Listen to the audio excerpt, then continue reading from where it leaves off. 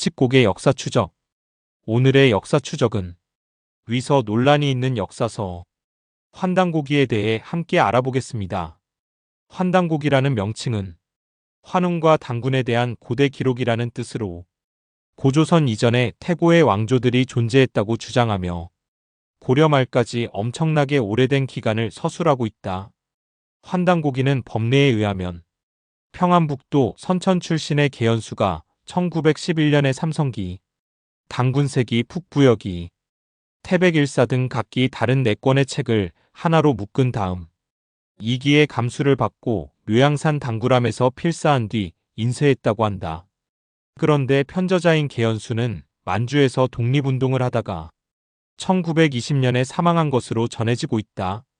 이때 개연수는 다음 경신년에 환단고기를 세상에 공개하라는 말을 제자인 이유립에게 남겼다고 한다.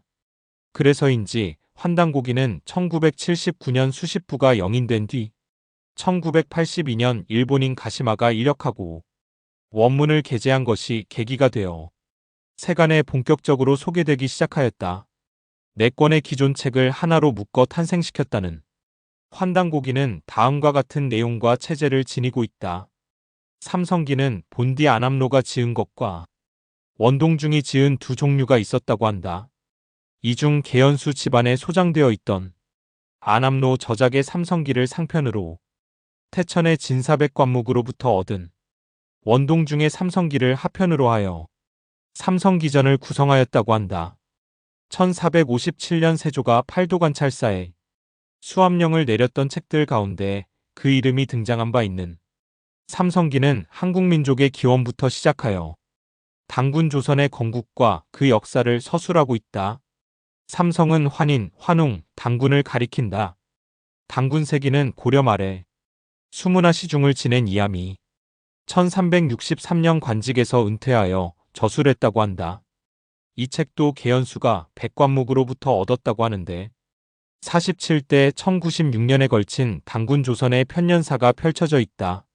아울러 여기에는 그 역대 왕명과 재위기간 및 치적 등도 서술되어 있다. 북부여기는 복외거사범장이 저술한 것으로 본 뒤 단군세기 하편으로 전해지고 있었는데 삭주의 이영식의 집에서 얻었다고 한다. 단군세기 하편 가운데 단군세기는 백관묵의 소장본과 글자 한자의 차이도 없이 일치했다고 한다. 태백일사는 단군세기를 저술한 이함의 현손인 이맥이 편찬하였다고 하는데 개연수의 스승인 이기가 소장했다고 한다. 이 책은 우주의 생성을 주로 다룬 삼신오제본기, 환인이 다스렸다는 황국의 역사를 적은 황국본기, 환웅의 치세를 서술한 신시본기, 단군왕검이 나누었다는 진안, 마안, 번안 중 마안과 번안의 역사가 수록되어 있는 사만광경본기, 천부경, 삼일신고 등 단군 신화와 관련된 경정교리에 관한 소도경전본은 고구려, 발해, 고려의 역사 가운데 민족의 자존을 드날린 대외 관계사를 중심으로 서술한 고구려본기, 대진국본기, 고려국본기 등으로 구성되어 있다. 태백일사는 환단고기를 구성하는 4권의 책 가운데 가장 분량이 많은 것이다. 이처럼 환단고기는 한국 상고시대의 정치와 종교를 서술 대상으로 하고 있는데 이 책을 어떠한 관점에서 수용하는가에 따라 한국 고대사에 대한 인식은 현저한 차이가 나게 된다. 즉, 이 책의 사료로서의 가치를 검토하는 일이 필요해지는데 이에 대한 시각은 그 내용을 수용하는 태도와 비판적 태도, 예컨대 위서로 간주하는 견해로 나누어진다. 이 책을 위서로 간주하는 논자들의 입론은 대략 3가지로 요약될 수 있다. 첫째, 이 책이 편찬된 후 세상에 공개되기까지 약 70년 가까운 시간이 소요되었다는 것은 일반의 상식을 뛰어넘는 이례적인 일이다. 뿐만 아니라 개연수나 이유립이 이 책의 공개를 늦추었던 동기가 충분히 납득되지 않기 때문에 그 편찬 시기에 대한 의혹이 제기되는 것이다.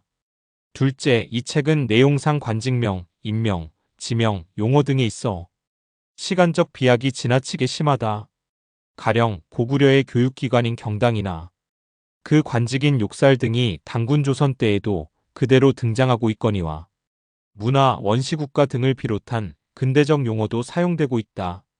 셋째, 이 책은 일제 시기에 소개된 신채호 선생의 상고사 인식 체계와 그 용어뿐 아니라 광복 이후에 작성된 위서로 밝혀진 단기고사의 영향까지 받고 있다고 판단된다.